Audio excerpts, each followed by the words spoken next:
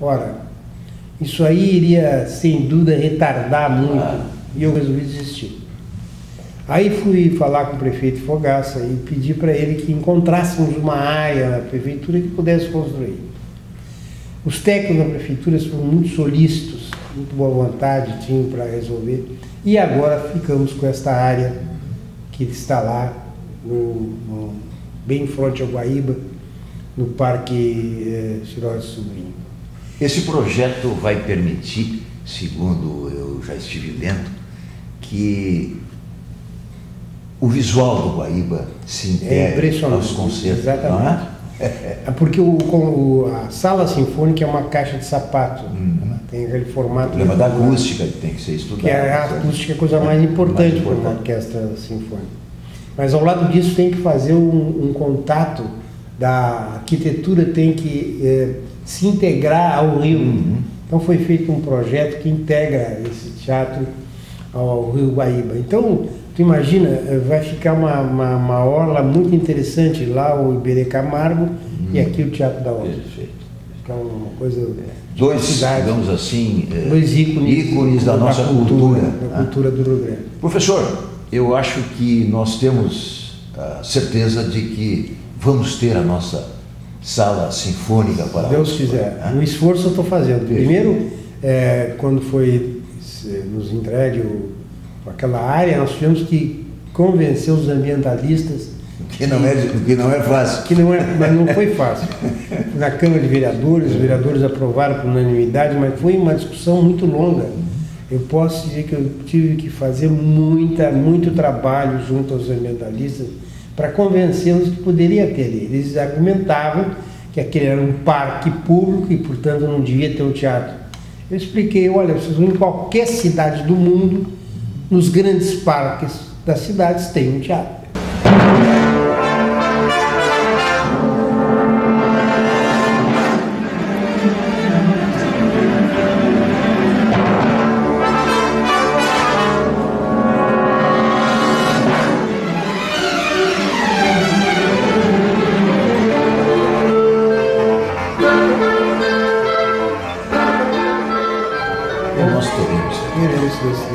Muito obrigado ao professor Ivo Desvalo.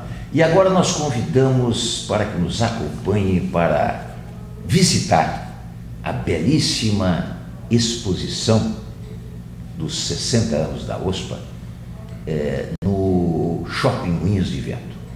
Acompanhe-nos.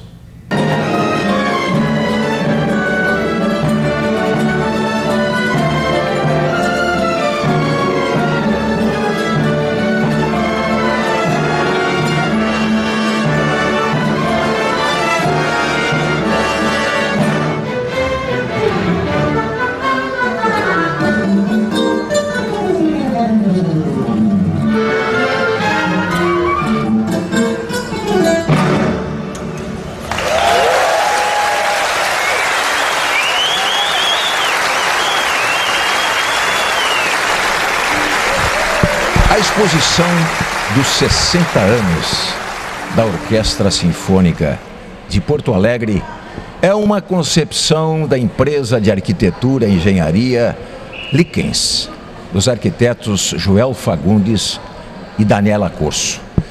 E nós teremos aqui, como anfitrião, por ser o curador da exposição, e como cicerone, porque vai nos levar pelos seus caminhos, o presidente da Fundação Cultural Pablo Cômbulos, que é o professor Luiz Oswaldo Leite.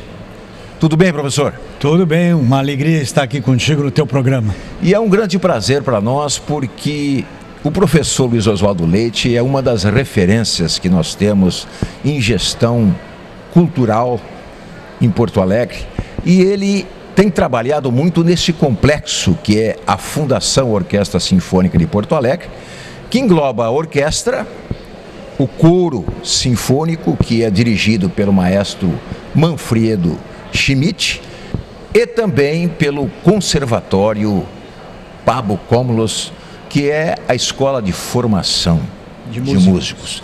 E nós podemos aqui, professor, começar pela linha do tempo, né?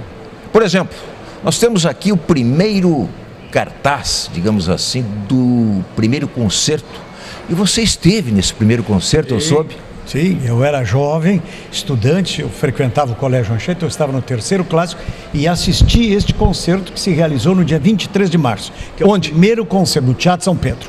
Primeiro concerto da OSPA, regido pelo fundador da OSPA, que é o maestro Pablo Komlos, um húngaro que naquela época vivia em Montevidéu e que veio a Porto Alegre. Mas vamos também percorrer aqui alguns aspectos, né, até para que se tenha uma ideia da beleza dessa exposição, daquilo que o próprio professor disse que é a linha do tempo, né?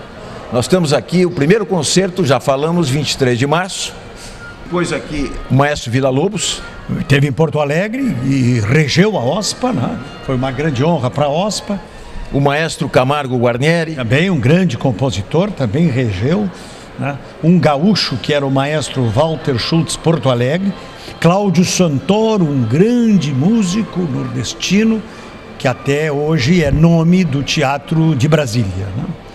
Para que você tenha uma ideia aqui, já que nós estamos percorrendo a linha do tempo, essa exposição ela tem uma característica. Num espaço relativamente reduzido, ela conseguiu assim reproduzir inclusive um pequeno camarim, né? Onde nós vamos ver utensílios. Tem a parte dinâmica com touchscreen, toca-se numa tela e ouve-se música, os instrumentos da orquestra, como eles se dividem, os naipes, enfim.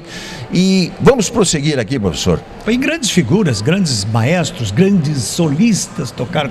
E a própria OSPA teve grandes maestros titulares. Pablo Komlos o primeiro, mas podíamos registrar o Eleazar de Carvalho, Davi Machado, o hoje atual, que é talvez o maior maestro do Brasil, o maestro Isaac Karabchevsky.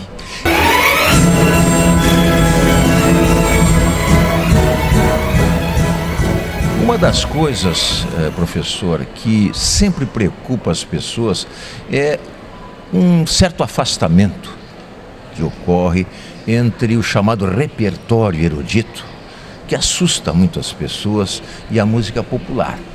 Nós hoje estamos constatando, e parece que a OSPA aqui sempre se preocupou com isso. Eu falo OSPA, alguns falam OSPA, né? Essa é uma discussão de gramáticos, mas vamos falar da Orquestra Sinfônica de Porto Alegre, que aí fica mais simples, né?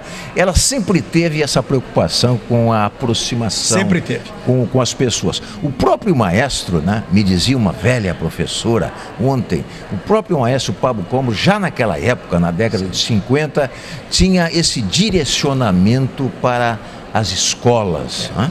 E ele organizou durante muitos anos os chamados concertos para a juventude, onde queria exatamente aproximar a orquestra do estudante, que será a futura plateia da orquestra. E além disso, também a orquestra sempre frequentou bairros da cidade, fábricas, né?